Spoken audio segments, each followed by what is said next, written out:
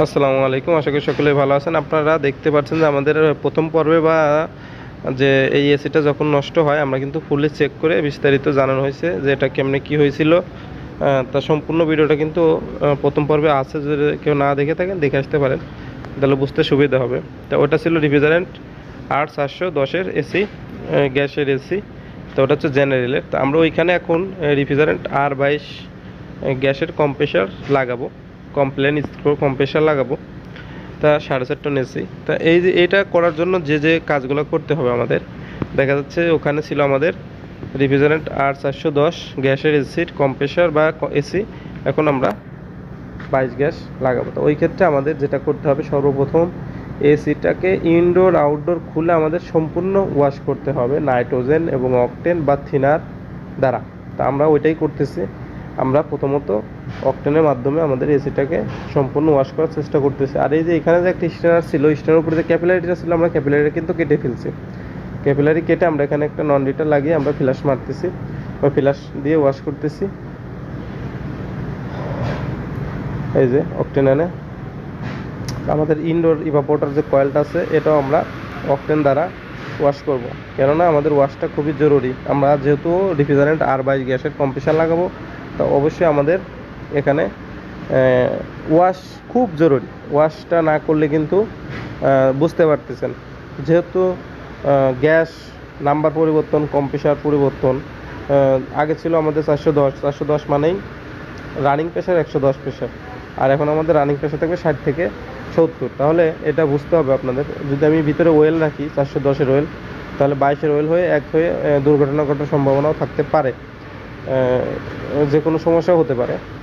তো এর জন্য আমরা সুন্দরভাবে আগে ওয়াশ করব। যেহেতু কম্প্রেসারের মডেলই পরিবর্তন হয়ে যাচ্ছে, ওই ক্ষেত্রে যদি এক থাকতো তারপরে ওয়াশ করা প্রয়োজন ছিল। তো এই দেখেন আমাদের কম্প্রেসার চলে যাচ্ছে 5 টনের। আমরা 5 টনই বলে ফেলি, আসলে এটা 4.5 টন। 4.5 টনেরও একটু কম থাকে। ZR61 KSC TFD 522 মডেল হচ্ছে ZR61 KSC TFD 522। এই যে আমাদের এটা ডিক্সাস লাইন, সাকশন লাইন এবং বুশ এলবো সব চলে আসছে কম্প্রেসারের সঙ্গে। তো আমরা কম্প্রেসার লাগানোর জন্য প্রস্তুত। তো অবশ্যই আমাদের ওয়াশটা কিন্তু জরুরি। সবাই আমি একটা জিনিস বারবার দেখাইছি, ওয়াশটা জরুরি। দেখেন নতুন কম্প্রেসার চলে আসছে। তা আমরা কন্ডেন্সার বেজমেন্টে বসিয়ে নিয়েছি, বেজে কন্ডেন্সার বসিয়ে নিলাম। তো যারা অনেকেই বলেন যে ভাই 2 মিনিটের ভিডিও 10 মিনিট করেন, আমি তাদেরকে বলবো আপনারা ভিডিওটি স্কিপ করেন। কারণ আমি এই কাজটা করতে আমার 3 দিন সময় লাগছে বা 2 দিন সময় লাগছে বা 1 দিন সময় লাগছে। আমি সেই কাজটার ভিডিওটা আপনাদের মাত্র কয়েক মিনিটে দেখাই, 8-10 মিনিট। তাতে যদি আপনারা বিরক্ত হন, তা আপনারা কাজ করবেন কীভাবে? কাজ শিখতে হলে ধৈর্য ধরে দেখতে হবে, আপনাদের সময় দিতে হবে। তা আমরা কম্প্রেসারটা বসিয়ে নিয়েছি। কম্প্রেসার বসানোর পর এখন আমরা নাইট্রোজেন দিয়ে প্রেশার দিয়েছি যে আমাদের কোথাও লিক আছে কিনা, আমরা যে ওয়েল্ডিং করলাম এইসব জায়গায় কোথাও লিক আছে কিনা। আর একটা বিষয় হচ্ছে যে আমাদের এই দেখেন এখানে কিন্তু একটা ইকোমিটার ছিল, আমরা এখানে কেটে এটাকে ডাইরেক্ট করে সাকশনের লাইনে দিয়ে দিচ্ছি। হ্যাঁ, ইকোমিটার বাদ, যেহেতু লিক হয়েছে, আগের ভিডিওতে হয়তো দেখছেন লিক হয়ে গ্যাস বেরিয়ে গেছে, এই জন্য এটা আমরা এখন সরাসরি দিচ্ছি। আর এই জায়গায় যে একটা ক্যাপিলারি ছিল, এই যে এটা বাদ দিয়ে কিন্তু আমরা এখন সরাসরি ডিক্সাস লাইনে এটা আমরা এলবো দিয়ে সুন্দর করে ইনডোরে দিয়ে দিচ্ছি। ইনডোরে কোথায় দিয়েছি? এই যে এইখানে দিয়ে কিন্তু এইখানে ক্যাপিলারি দিছি 30 ইঞ্চি। হ্যাঁ, সরি 30 ইঞ্চি বলতেছি, 3 ফিট 3 বারং 36 ইঞ্চি। হ্যাঁ, 3 ফিট ডাবল করে দেওয়া হয়েছে। আর আমাদের যে ম্যাগনেটিক কন্ট্যাক্টটা কিন্তু পুরো পুড়ে গেছিলো, আমরা কিন্তু এই যে ম্যাগনেটিক কন্ট্যাক্টটাও নতুন লাগিয়ে দিলাম। আপনাদের ভিডিও শর্ট করার কারণে আমি ভিডিওগুলো এরকম কাজ কিছু করি, কিছু দেখাই, নাহলে আরও লং করতাম। তো অনেকে বিরক্ত বোধ করে। আমাদের কিন্তু এই লাক্স চেঞ্জ করতে হবে, যেহেতু আমাদের ওই লাক্সটা হচ্ছে ইউ লাক্স লাগাইতে হবে বা ও লাক্স, এটা হচ্ছে ক্লিপ ছিল আগের। তো আমাদের ম্যাগনেটিক কন্ট্যাক্ট কিন্তু নতুন লাগিয়ে দিলাম।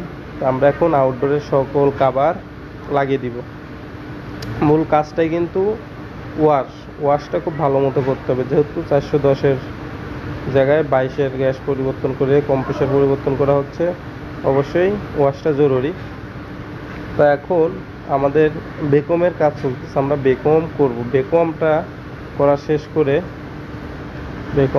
শেষ করে গ্যাস ছাড়বো। আমরা গ্যাস পাঞ্চ করে নিলাম।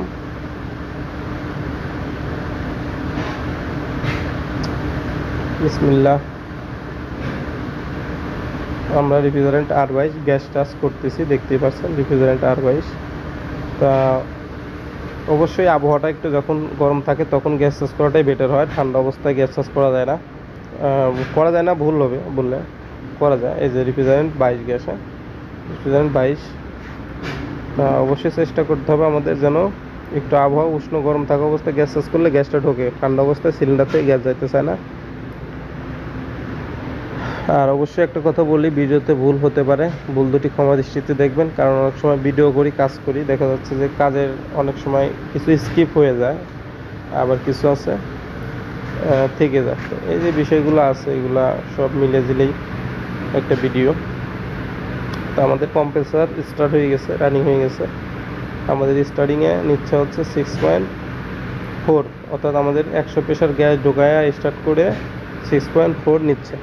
অবশ্যই আর একটা বিষয় খুবই গুরুত্বপূর্ণ, বিষয়টা হচ্ছে যখন আমরা কম্প্রেসার লাগাবো অবশ্যই কম্প্রেসারটাকে আমরা আগে স্টার্ট করব, রানিং করে দেখব ঠিক আছে কি না, মানে ওয়েল্ডিং করার আগে টেস্ট করব। আমার এই কম্প্রেসার টেস্ট করা ছিল আগে থেকে, এই কারণে টেস্ট করে আমি দেখাইনি আপনাদের, আমাদের আগের ভিডিওতে অনেক আছে কম্প্রেসার আমরা আগে টেস্ট করে নিই।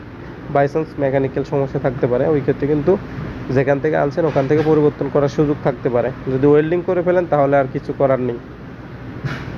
তো আমাদের প্রেশারটা উঠতেছে, আমরা আস্তে আস্তে গ্যাস টেস্ট করবো। এটা কিন্তু খুব দ্রুত করা যাবে না, এটা আস্তে আস্তে গ্যাস দিতে হবে। আমাদের রিফ্রিজারেন্ট 410-এর গ্যাসের পরিবর্তে 22-এর কম্প্রেসার, 22-এর গ্যাস, এসি কিন্তু আগেরটাই। তো ওই ক্ষেত্রে একটু আস্তে ধীরে কাজ করতে হবে, ধীরে সুস্থে, চকিং যেন না হয়। চকিং করার কারণই হচ্ছে ময়লা, তেল। তা আমাদের ওটা আমরা ওয়াশ করে নিয়েছি ইনশাল্লাহ, ওটা আশা করি হবে না, এটা নিয়ে টেনশন নাই চকিং নিয়ে। তবে আমাদের এম্পিয়ারটা খুব সুন্দর নিচ্ছে, আমার দেখা মতে অন্যান্য কম্প্রেসারের তুলনায় খুব ভালো একটা এম্পিয়ার নিচ্ছে। ভালো বলতে কমে, দেখেন কী জন্য বলি, একটু গরমের দিনে গ্যাস করতে দেখছেন ঘামিয়ে গেছে, ঘামিয়ে যায়, এর জন্য ওইটা বলি। তো আমাদের এখানে দেখেন এই পাশে হিট গরম, আমরা কিন্তু একটা 3-8-এর ডায়ারও ব্যবহার করছি। ডায়ারটা কেন ব্যবহার করলাম, আমাদের যদি ভিতরে যে ময়লা থাকে কম্প্রেসারের অয়েল আস্তে আস্তে ময়লা হতে পারে, ময়লা যেন গ্যাসের সঙ্গে যেয়ে আমাদের ইনডোর ইভাপোরেটর কয়েলটা ব্লক না হয় বা ক্যাপিলারি ব্লক না, এই জন্য আমরা একটা লিকুইড লাইন ফিল্টার ডায়ার ব্যবহার করছি।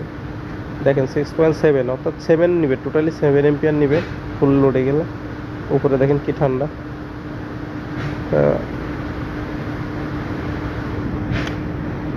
এই দেখেন আমাদের 700 লাইনে অলরেডি ঘামা শুরু হয়ে গেছে। আল্লাহ দিলে আমি যে কোটেসের কাজ করছি মোটামুটি আলহামদুলিল্লাহ যে আমাদের 700 লাইন ঘেমে যায়।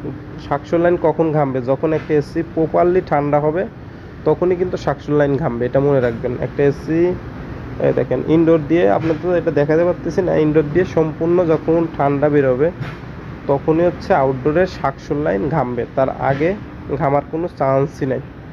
হ্যাঁ, যখন ও পরিপূর্ণ ঠান্ডা হয়ে পরে ওইটা ঘুরে আসবে তখনই ওইটা ঘামবে, তাছাড়া 700 লাইন ঘামার কোনো চান্স নেই। এই দেখেন আমাদের এখানে প্রেশার 300 উঠে গেছে। 22-এর কিন্তু হাই প্রেশার থাকবে কত 250 থেকে 300 জানেন হয়তো, আর সাকশন প্রেশার থাকবে 60 থেকে 70। তো আমাদের ইনশাল্লাহ ওইটাই আছে, ওইটা না বরং আমাদের সাকশন প্রেশার 50 আছে, কিন্তু হাই প্রেশারটা হয়ে গেছে কত ডিসচার্জ প্রেশার 300-এর কাছাকাছি, যদিও 280। তা এই হচ্ছে ভিডিওটা, ভালো লাগলে চ্যানেলটি সাবস্ক্রাইব করে সাথে থাকবেন, এবং যে কোনো বিষয়ে জানতে কমেন্ট করতে পারেন, জানাতে পারেন। আর ভুল দুটো হলে অবশ্যই ক্ষমা দৃষ্টিতে দেখবেন, কথায় ভুল হতে পারে, কাজে ভুল হতে পারে, এক হাতে কাজ করি এক হাতে ভিডিও, অনেক সময় ভুল হয়, ওগুলো আপনারা কমেন্টে জানিয়ে দিতে পারেন যে ভাই এটা ভুল হয়েছে, এটা করছেন না, এটা করেন না, এরকম, তাহলে আমিও শুধরাই নিব। ভিডিওটা দেখার জন্য ধন্যবাদ।